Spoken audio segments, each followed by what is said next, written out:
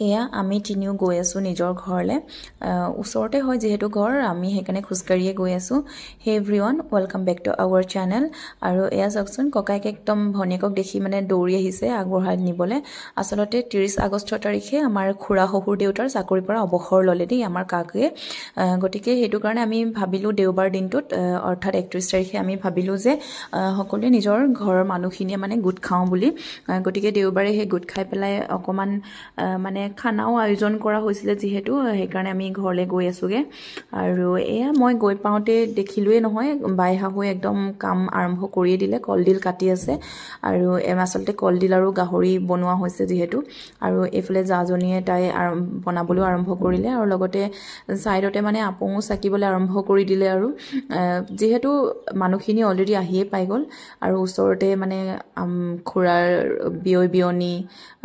যিহেতু লগৰ বন্ধু আছে গতিকে সকলোৱে আহি পাই গ'ল আৰু এইফালে মই টিকনি বৰুৱা মানে কুকুৰা মাংসৰ লগতে বইল কৰিম বুলি এইফালে টুকুলুৰ লগত আজি আমাৰ পিছে টুকুলুৰ আজি 2 ছেপ্টেম্বৰ নহয় জানো গতিকে আজি টুকুলুৰ বাৰ্থডে দেই আপোনালোক সকলোৱে তাক মৰম আৰু আশীৰ্বাদ দিব সি আগলৈ যাতে ভাল মানুহ হয়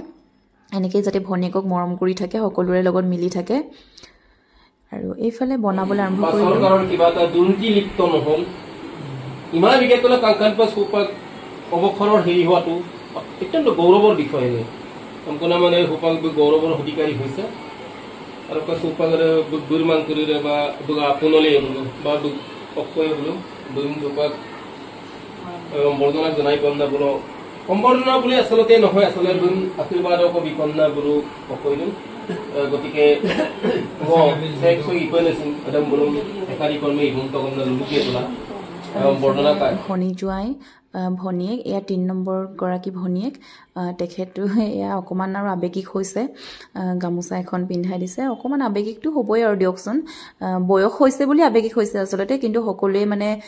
অৱসৰ লোৱাৰ কাৰণে ভালেই পাইছে যিহেতু তেখেতৰ বয়সো হৈছে আৰু মানে কি হয় ঘৰৰ পৰা তেখেতে ৰাতিপুৱা 6টা বজাতে ওলাই যায় স্কুলৰ কাৰণে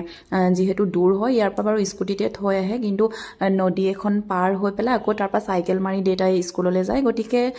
সকলো ভালেই পাইছে আৰু আমিও ভালেই পাইছোঁ বাৰু যিহেতু ইমান ধুনীয়াকৈ সঁচাকৈ দুৰ্নীতি লিপ্ত নোহোৱাকৈ ইমান ধুনীয়াকৈ চাকৰিৰ পৰা অৱসৰ গ্ৰহণ কৰিলে আৰু সেয়া ভনী এয়া ভাগিন বোৱাৰী তাইও মৰম অকণমান যাচিছে আৰু এইফালে এইখিনি পৰ্ব শেষ হোৱাৰ পিছত এয়া আকৌ খানা পিনা পৰ্ব চলিছে আৰু আমাৰ ঘৰলৈ যিহেতু আকৌ ভকতসকলো আহিছিলে গতিকে ভকতসকলৰ কাৰণেও এয়া অকণমান আয়োজন কৰিছোঁ কিবা এটা সেৱা জনাইছোঁ তেখেতক কুশলে মংগলে থাকক আৰু আমাৰ সমাজত শিক্ষকতা কৰি এটা আদৰ্শ প্ৰতিষ্ঠা কৰি লৈ গৈছে তেখেতক আজি আমি আমাৰ ভকতসকলৰ ফালৰ পৰা এখনি ধৰ্ম বস্ত্ৰৰে আদৰণি জনাই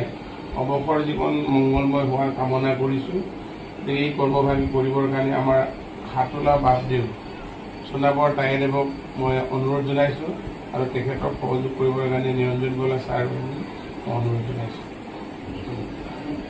আৰু এইফালে আমাৰ ভকতসকলো দেউতাক অকণমান মৰম যাচিছে আপোনালোক সকলোকে আমাৰ দলে পৰিয়ালৰ পৰা অন্তৰ্নিহিতম কোণৰ পৰা আন্তৰিক ধন্যবাদ জ্ঞাপন কৰিছোঁ আপোনালোক এনেদৰে অহাৰ বাবে আমাৰ গৃহত পদদোলা দিয়াৰ বাবে আমি সকলো নথৈ আনন্দিত হৈছোঁ গতিকে আগন্তুক দিনতো এনেদৰেই আমাৰ দেউতাক সমাজৰ কামত লৈ যাব বুলি আমি আশা কৰিছোঁ আৰু আজিৰ ভিডিঅ'টো মই ইমানতেই শেষ কৰি দিছোঁ যিহেতু ব্লগটো বহুত দীঘলীয়াই হৈ গৈছে আৰু ভিডিঅ' আহি থাকিব গতিকে আপোনালোকে মৰম দি থাকিব বাই